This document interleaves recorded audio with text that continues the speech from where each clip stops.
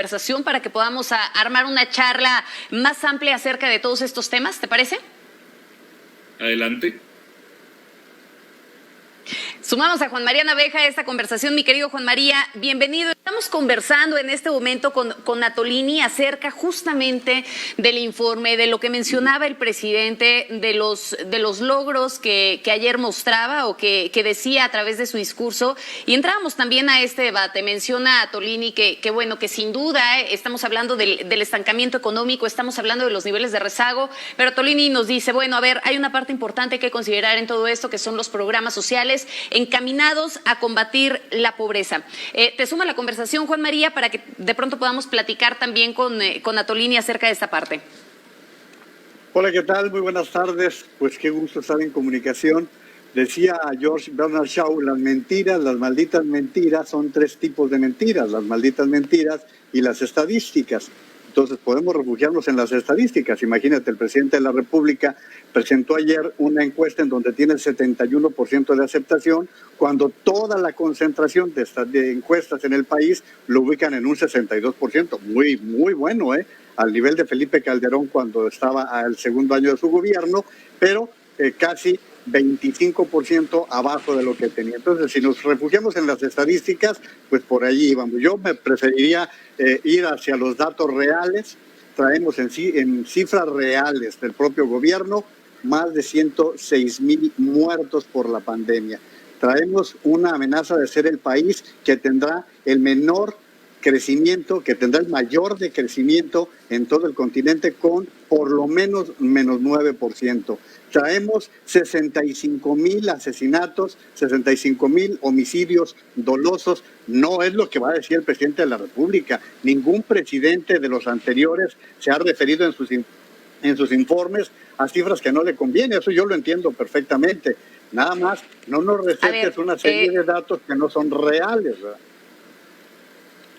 A ver, ayer justamente el presidente Attolini también, en este sentido, déjame incorporarte también, platicaba y decía, ¿no? Reconocía esta cifra de homicidios, incluso reconocía que hay una deuda todavía con el tema de los feminicidios, que tenemos datos que van al alza. ¿Qué nos puedes decir? Claro que es una deuda pendiente, pero no es análisis. Lo que hace Juan María es propaganda, son talking points esperados y casi. Juan María, es que no estás analizando, es que lo que estás diciendo es algo que es esperado, sabido y además comunicado. Permíteme, no te interrumpí yo. Yo no soy analista, yo no soy propagandista. Yo no te interrumpí, no eres analista, porque cuando tú hablas de las 65,000 personas, incluso más, refirámonos por favor a los lamentables fallecimientos de una pandemia de la que no hay vacuna y de la que no hay medicamentos, en un país que tiene la peor crisis de comorbilidad, de hipertensión, de tabaquismo y enfermedades cardiovasculares. Es un resultado esperado. Lo que tú estás haciendo es necropolítica. Tú estás hablando sobre los lamentamientos de personas de las que tú no tienes el más mínimo conocimiento, sobre algo que es esperado y que está pasando no solo en México, sino en el mundo. Algo que sí es cierto. La cuenta pendiente sobre la crisis humanitaria que este país está viviendo es, por supuesto, un nivel de prioridad altísimo para este gobierno. Y lo dijo incluso, la verdad que se necesita encontrar para el caso de Ayotzinapa es una de las cuentas pendientes. Sin embargo, no sucede en el vacío. Tenemos 36 años de herencia sobre la estructura de complicidad criminal entre los órdenes federal, estatal y municipal de gobierno, en donde parece que no ayudas al lector, no ayudas a la audiencia a entender por qué las cosas están pasando como están pasando. Eso es análisis. Lo que tú estás haciendo son talking points chafísimas que además escuchamos en todos lados y no ayudas a entender a 2 años de gobierno por qué las cosas son como son y no de otra manera. Discúlpame que te lo diga, pero no creo que la audiencia merezca, y además se da cuenta porque no es tonta, de que lo que estás haciendo no es responsabilidad del gobierno, porque lo que dices es achacar de un fenómeno natural lamentabilísimo como es, como si fuera motivación, voluntad del gobierno de que se muriera gente por la pandemia. A ver, Magda, Juan María, ¿qué tienes que decir al respecto? Si vamos al terreno personal, ¿cuánto ganas al mes de parte del gobierno, Attolini? Digo, porque yo vivo de mi trabajo. Juan María. Yo vivo de mi trabajo en los medios de comunicación. ¿Cuánto ganas? Eres un Estabas vulgar. en el Seguro Social hasta hace muy poco tiempo. Así es. A ver, Ahora, centrémonos, señores, centrémonos en el análisis. Por supuesto.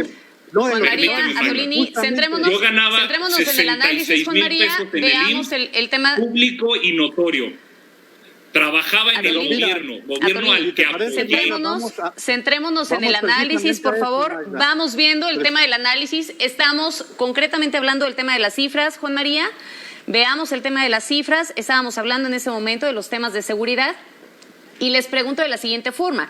Ante este panorama, ante esta cuestión en materia de salud, con los más de 100,000 muertos, con los muertos también que se tienen en materia de seguridad, con las estrategias que se han planteado hasta este momento, ¿cuáles son los retos que se tienen que definir para el 2021? Inicio contigo, Juan María, retomando concretamente este punto, los retos para el 2021.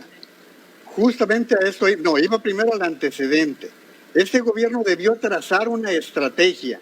Y en la estrategia que está diciendo Atolini nunca se habló de las enfermedades preexistentes de los mexicanos. Segundo, el SAR, el responsable de la estrategia, habló de cuando mucho 60,000 muertos, cuando serían cifras catastróficas. Estas cifras son con base en un país que tiene jóvenes de 28 años en promedio. Es decir, la estrategia ha sido la errónea, ha sido la equivocada y por supuesto que hay en una pandemia pueden pasar 1000 circunstancias, inclusive estas que está diciendo Atolini.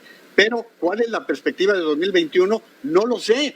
¿Por qué? Pues porque el propio gobierno no fijó una cantidad específica para la compra de vacunas. Yo espero que haya suficientes recursos para poder comprar las vacunas indispensables para que lleguen de manera gratuita a toda la población y que podamos superar esta pandemia. Confío en que eso suceda.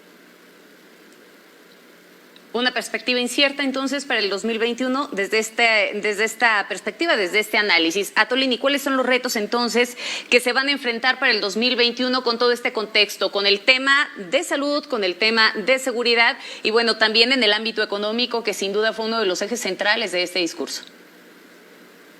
Parece que Juan María no se enteró, pero yo estoy aquí para poder ayudarle a él y a toda la audiencia a que conozca que hace unas horas se acaba de firmar por parte del secretario de Salud, Jorge Alcocer, una determinación que le va a permitir a México tener acceso a 250,000 vacunas para poder vacunar al personal esencial de salud y médico.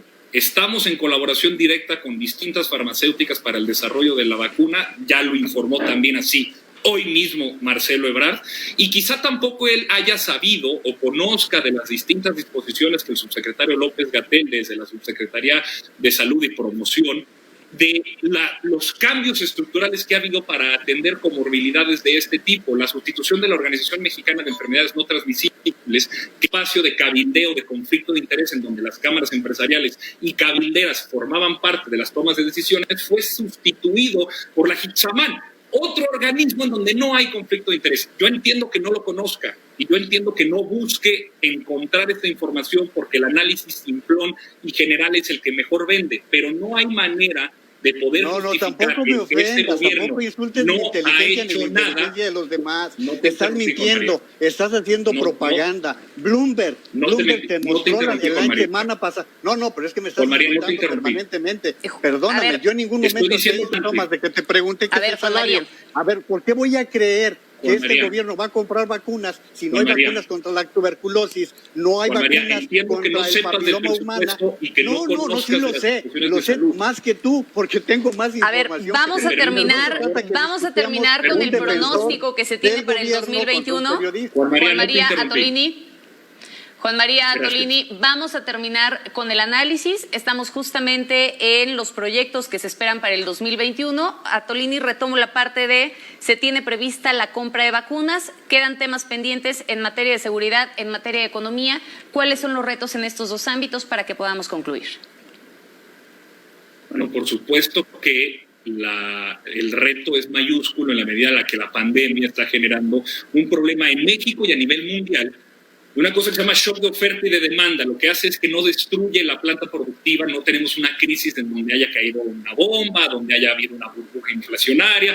Lo que tenemos es simplemente que se paró la actividad económica y además tenemos una presión importante en el sistema hospitalario. Cuando tengamos vacuna, Cuando distribuyamos la vacuna y cuando implementemos la vacuna, podremos regresar a la senda de desarrollo que este proyecto político llamado la Cuarta Transformación había tenido. ¿Cuál era? Bien. Poner primero a los pobres, hacer que la ley valga para todos, como ha venido sucediendo. Esas cosas pueden desmenuzarse en distintas áreas, con distintos datos.